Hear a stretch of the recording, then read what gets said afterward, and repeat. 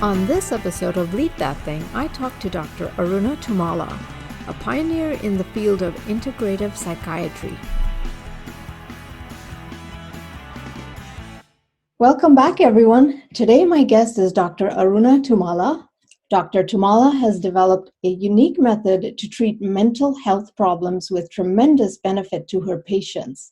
She embraces an innovative mind-body-spirit approach that combines the science of modern medicine with the wisdom of ancient medicine to address the root causes of psychological symptoms. Rather than just addressing the symptoms of mental illness, Dr. Tummala uses a broad scope of intervention, including diet, exercise, meditation, yoga, nutritional supplements, chiropractic care, Ayurvedic herbs, psychotherapy, and careful use of psychiatric medicines. She received an MD in psychiatry in 2003 and is a board member at large for the Wisconsin chapter of the American Association on Intellectual and Developmental Disabilities.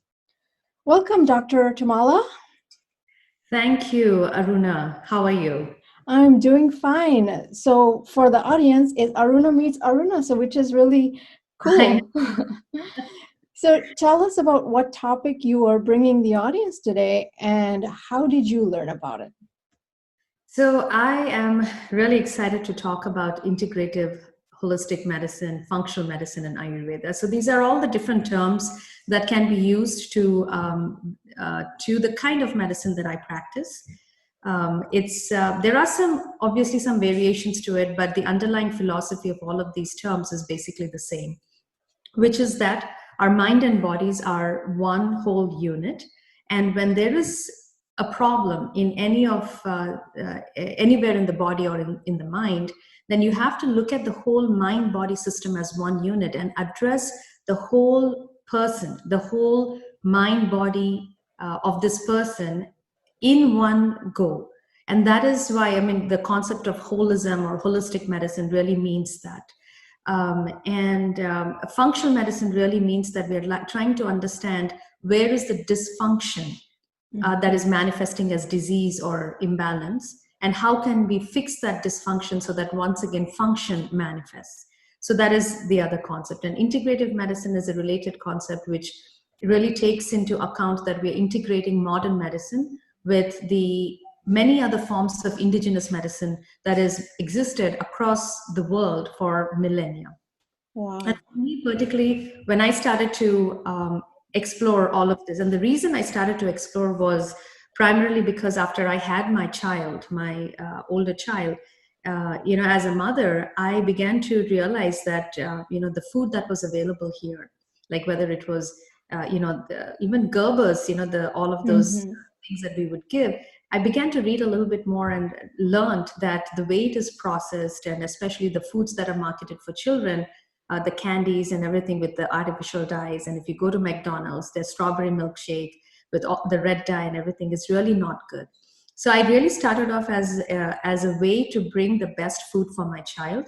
And from there, I took it to my work, which is, hey, if I can, if food is so important for me and my child, then maybe there is something about nutrition that can impact mental health as well. And as I began to ask this question and explore that online, basically on different kinds of medical websites, I did begin to see many articles that were tying in the role of nutrition with mental health. And that is what actually, eventually led me to this path. I came across these wonderful organizations. One is American Board of Integrative and Holistic Medicine, and I was completely taken up with it. And I got my diploma with them. And after that, I studied Ayurveda and also functional medicine. And now in my practice, I bring all of these modalities together. And I've come up with certain protocols which are really working for patients with mental illness. So there are definitely, I heard, two very strong drivers. And there's one where it's personal, it's you as a mom, it's your child, all that research that you did. And then when you see that difference you're making in your child's life, then as a professional, it's like, yeah, I want to help other people and I want to educate other people and give them the same benefits that I'm giving myself and my family, which is, I think those are so powerful. And So that leads into the next question then, in terms of recognizing now that you want to educate people on this topic. So how did you go about doing that? So, I mean, at that time when I began to make this transition, and even through my journey and education, it really became important for me to talk to my patients right away. That was the first step. And I was working for a local hospital at that point in time. I'm talking about 2013, Mm-hmm. 2014. And all of the things that I was learning, not only was I incorporating in my home, but I was talking to my colleagues, I was talking to my coworkers, I was talking to the nurses, the social workers, and obviously the patients that I was working with. And Mm-hmm. unfortunately, what I began to see was that there was a lot of pushback because in the widespread community, it is so fixed that if you're mentally ill, if you're diagnosed with a mental illness, whether it is depression, anxiety, bipolar, autism, schizophrenia, it doesn't matter. You can only get better when you take a medication. And most often you're told that you cannot ever fully recover and you have to be on the medication long term. But that is actually I did my psychiatry in India, and that is not really how it was taught. The whole field of medicine, even psychiatry, that is not what I was taught. And it became reinforced in holistic medicine that we have this inner ability. Our human bodies, our mind body systems, are intelligent beings that are constantly striving for health, but it is our choices, mainly in terms of a diet and lifestyle, that makes us fall sick. So, really, the concept of holistic medicine is that we first have to look at our diet and lifestyle to see how we are contributing to our own state of ill health. And once we address that, then our bodies are given a chance to recover and regenerate almost. So, these concepts are not there, unfortunately, in modern medicine and even in modern psychiatry. So, for instance, if somebody is having, so many of this is a very common thing. Like 2 weekends ago, I was with one of my kids was having a play date, and we parents we were having dinner together, and all three other parents were telling me that they had um, a heartburn, and they were all taking antacids. Mm-hmm. That is, you have heartburn, you go to either you pick up over the counter antacids, or you go to your GI doctor and they'll give you antacids. But that is not the answer to the problem. That's just suppressing the symptom. And you have to understand why you're having this problem, which is inflammation in the first place. And Mm-hmm. and not to mention the long-term side effects. Antacids interfere with iron absorption and absorption of so many nutrients, leading to chronic nutritional deficiencies. They increase your risk of heart attacks, not just heart disease. They increase risk of kidney disease. They're now being linked to even dementia. So with all of these things happening, how can you then, many people that walk into my clinic are on an antidepressant, they're on an antacid medication, they're on cholesterol pill, and maybe next they're getting onto a diabetes pill. So this is not what health is. And they're miserable. But within a few weeks' time, as we work with them, they begin to improve their own physiological health. They're able to come off of some of these medications, and you can see that they begin to feel lighter, they feel more energetic, and they become alive, what we call as vitality. You can see that in their skin, in their hair, everything. Yeah. That's pretty amazing. And I think it's pretty eye-opening. And I looked at your website just before yesterday as I was preparing for the show, and definitely reading those testimonials, it's amazing, and it speaks to the work you're doing. And a couple of things I just wanted to highlight too, things that you said, because this show is about leadership. So what I heard there was you challenging the status quo, right? Like it's Totally. not being afraid to challenge the status quo. And that's why you're doing something that's innovative and is actually a different way to approach a problem. And as they say, the proof is in the pudding, at least for your patients, right? Mhm. There are many different ways to approach a problem, but the patients that are coming to you are getting their problem solved. So that's something great. And I think that should give us all lots of hope, right? And for someone who is on the same plane in terms of having proof in the pudding for how mindfulness changed my life, because that's a part of an angle that you bring in too, right? With the meditation, I saw that helped me with when I was maybe at a very, very low point in my life, making that lifestyle change. And the way I think, it's very possible. And you're saying the same thing. It's not just medication, but it's a number of things. And I think that should give us all lots of hope, especially with this pandemic. There's a lot more mental health issues because just being stuck in the house, not having your regular social gatherings and all that stuff. I think mental health has gone down in the last few months for sure. So definitely hearing that we can make a difference without necessarily resorting to medicine right away is very encouraging. Yeah, in fact, I would say that medicine should be the last thing that we offer, because they have all psychiatric medications, just like any other medication that we use, they have a role to play. It's a very small role, and we have to understand that they come with a long list of side effects. And especially in the psychiatric arenas, the medication side effects not only affect the body, like for instance, many antipsychotics, they cause weight gain, diabetes, metabolic syndrome, increased risk of stroke and heart disease. But they also cause neurological side effects like akathisia and tardive dyskinesia, which is a movement disorder that can be hard to treat. So you're causing all these sometimes I would say semi-permanent damage, because again, I believe that once we do the right things by our bodies, the capacity to heal and recover is immense. But I've seen with some of the patients that, especially tardive dyskinesia and these kinds of movement disorder, once it is established, it is very difficult for that to be reversed. And that creates long-term disability. And then, yes, I mean, in some patients, sometimes for their overall health and their benefit, we may have to use an antipsychotic. But if we do it judiciously while also improving their overall health through diet, lifestyle, and coping skills and meditation and mindfulness. Because if you look at it, Aruna, why do we suffer? We suffer not what is happening to us, but it is the interpretation of what is happening to us. So, and that can be addressed by becoming, and most of the times it is not reality that we are interpreting, it is our perception of the reality. But with mindfulness techniques, we are able to create that distance between reality and perception, and maybe even remove our perception aside and just interact with life in a very real manner. That can be very, very beneficial for anxiety, depression, even for psychosis as well. Yeah, that's really powerful. Agree with you 100% from personal experience.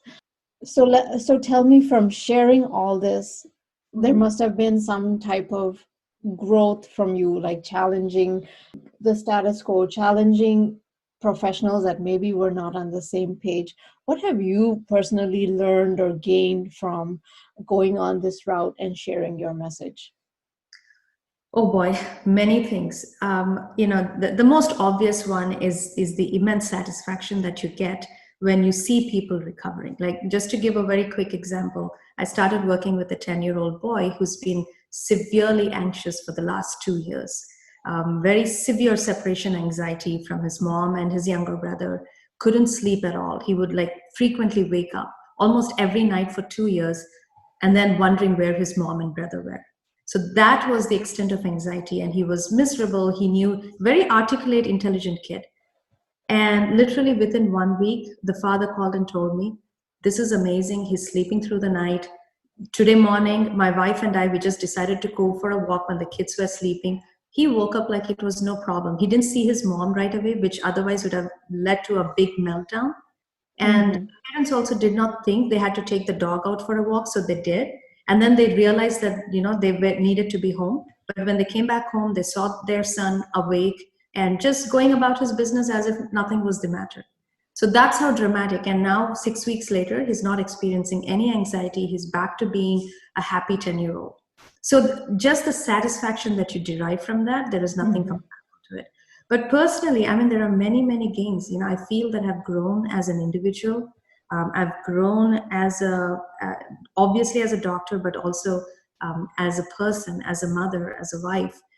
hopefully as a friend, and even a little bit of that spiritual growth, because whatever anxieties that I've had, especially walking away from a six-figure salary to almost nothing and starting my practice from scratch, all of that tended to destabilize, and the financial anxiety and everything. But I've learned to trust the universe in the process. So it has reaffirmed and my kids tell me that I'm very optimistic about myself and the future. So those were, I would say, some of the personal gains that I've had through this process. And not to mention, like so many people in starting my business, and I had no idea. You go to medical school, you learn medicine, but you don't learn anything about business, right? Oh, right. So many strangers have helped me, and that has reaffirmed my faith in humanity. Even in the darkest of, like with all the chaos that we are seeing in our world today, I still see, just to give one example, when we had to close our spa for almost 6 weeks, I would say that we have a membership program, and we were afraid that people will drop their membership because they're not getting the services, right? But except for a couple of people who were really struggling financially, nobody dropped their membership. That is a testament to the service that we are providing and the relationships that we have, maintained.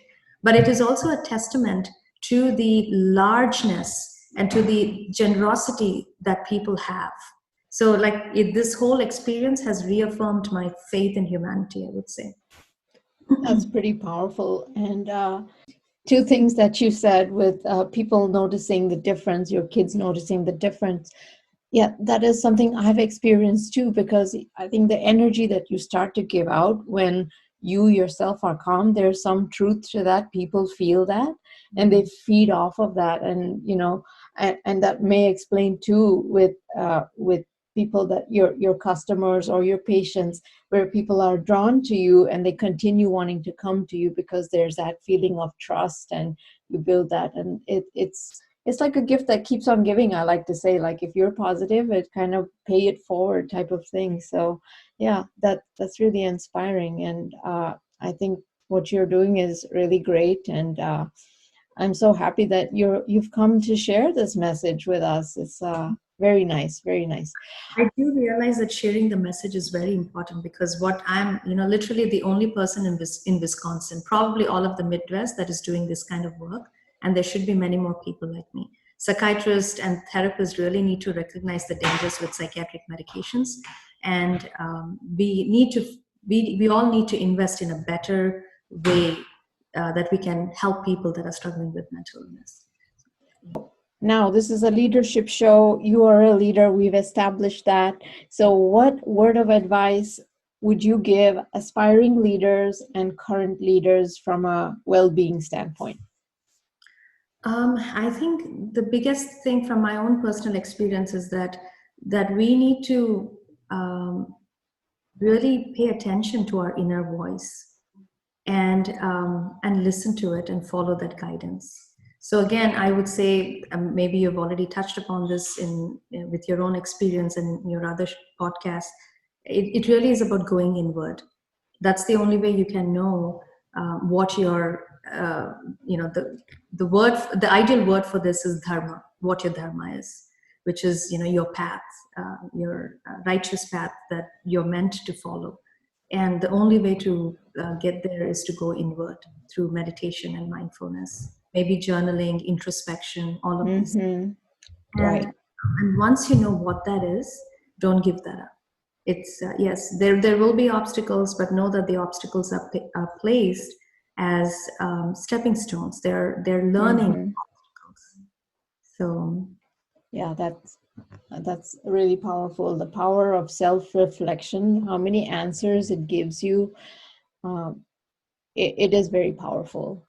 So lots of interesting things we talked about, and I'm sure the audience wants to learn more. How can they learn more about what you do or more about you? The best thing would be to go to my website, which is trinergyhealth.com. That's T as in Tom, R as in Rob, I, N as in Nancy, ERGY, health.com. And once you go there, if you go to, Meet Dr. Tummala, page, I've done a few lectures, I've done a few, there was an NPR radio interview. I've also written tons of blogs, and of course the testimonials, as you mentioned. There are plenty of video testimonials, and when I take these videos, I encourage my patients to contrast the before and after experience, because I really want to let future clients or patients or people who don't know what this is about understand how health is created. It's not by popping a pill, it's by actually working within yourself and with yourself. So that's why, I think going to my website is the best place. And if you have a question, you can call our office. It's 262-955-6600. Or you can drop us a line through our contact form. That sounds great. And I'll put some of that information in the notes. Thank you so much for joining me, Dr. Tummala. I've learned so much, and I'm sure the audience has learned so much. Thank you, Aruna. It is my pleasure. Lead That Thing is a production of Optum LLC, helping businesses define strategies for growth, strategize, energize, optimize. Join me next week on Lead That Thing to hear about how people are going out there to make a difference in their lives and for others. Until then, lead that thing.